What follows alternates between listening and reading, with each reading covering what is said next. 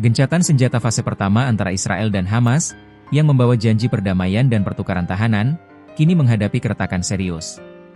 Pada Rabu 15 Oktober, sepekan setelah kesepakatan dimulai, pasukan Israel masih membatasi secara ketat bantuan kemanusiaan yang masuk ke jalur Gaza.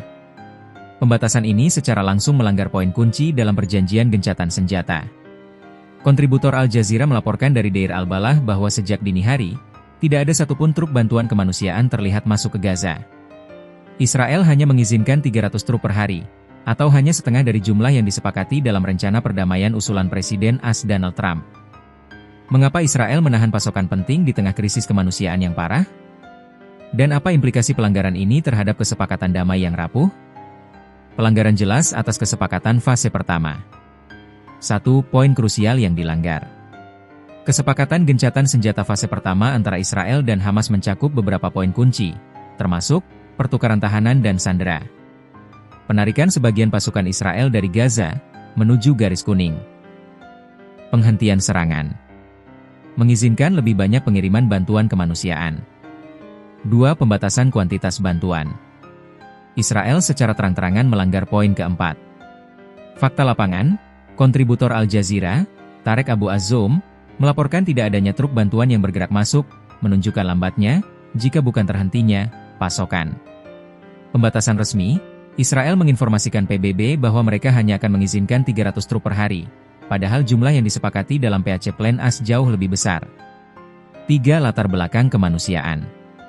Pembatasan ini memperparah krisis. Sejak Oktober 2023, operasi Israel telah menyebabkan lebih dari 67.000 warga Palestina tewas dan jutaan warga terpaksa menjadi pengungsi. Bantuan adalah penyelamat hidup yang sangat mendesak. Akar masalah, saling tuding pelanggaran. 1. Tuduhan Israel kepada Hamas. Pejabat Israel menuduh bahwa Hamas terlebih dahulu melanggar gencatan senjata.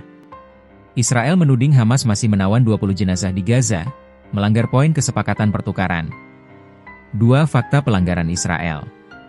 Namun, laporan di lapangan menunjukkan Israel juga melakukan pelanggaran serius. Serangan Israel sudah melanggar gencatan senjata dengan menyerang wilayah tersebut saat kesepakatan dimulai.